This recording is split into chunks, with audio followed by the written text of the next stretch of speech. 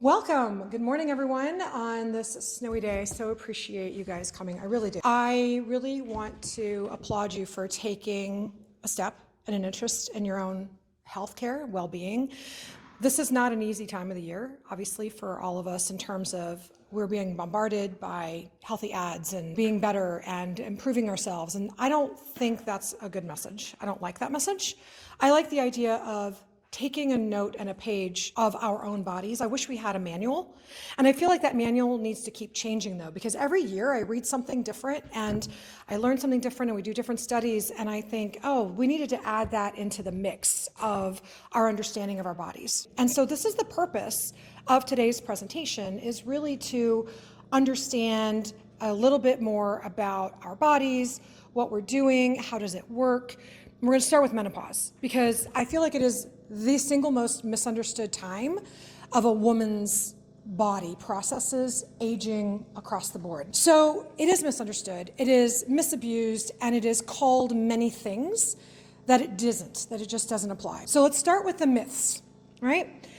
What is one of the myths? There are many, many myths. Let's start with the easy ones.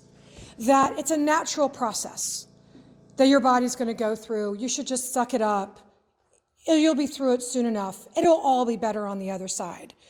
You know, there couldn't be further from the truth. Just because it's a natural process doesn't mean we're better off for it. Yes, it's a natural process. Yes, we go through it. Every woman goes through it. There's no way around it. But so is cancer a natural process. And we don't accept that and just lie down and say, well, we're just going to suck it up and it'll be better on the other side. No, that's not an appropriate response. So yes, it's a natural process. We are not the only creatures on the planet that go through it, actually. There is a lot of myth and a lot of mythology around why we do it, but that's not the point. We go through it, end of story. How do we process what our reality is going to look like later? Other myths, your period's just going to stop one day. Like you're just going to magically wake up one day and stop having menstrual cycles. That doesn't happen. Another big myth is that you cannot call it menopause until you're done with your period after 1 year.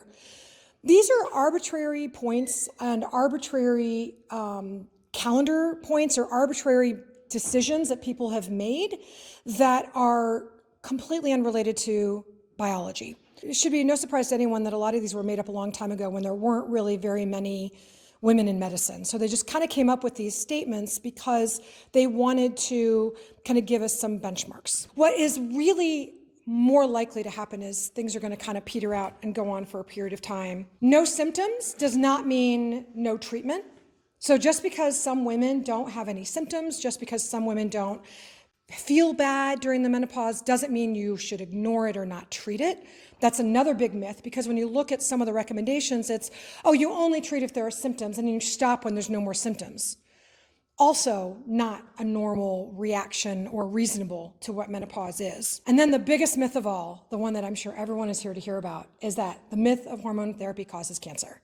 That's the biggest myth of all, also the biggest lie of all.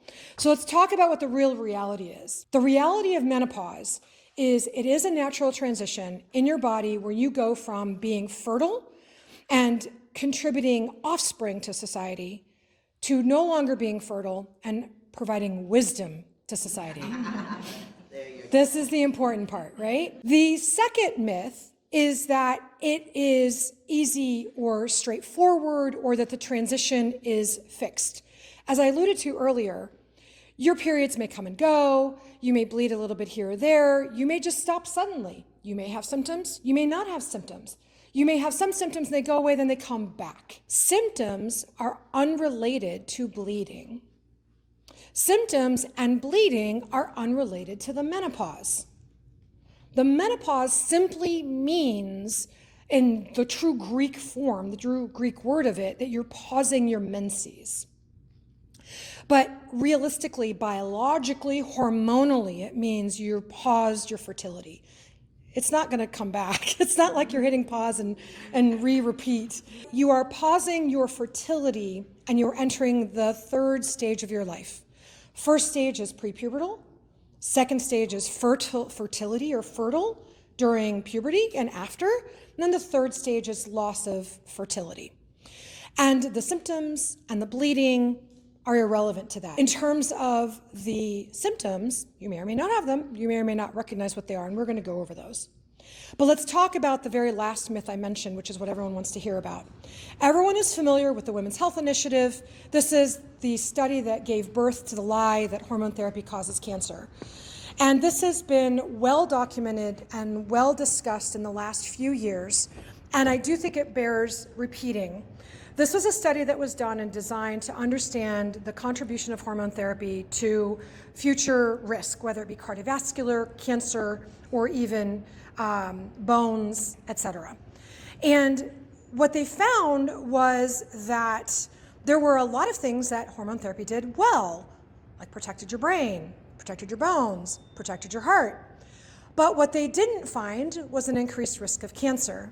However, the designers of the study and the creators of the study actually had this as their desired outcome, and so they actually changed the data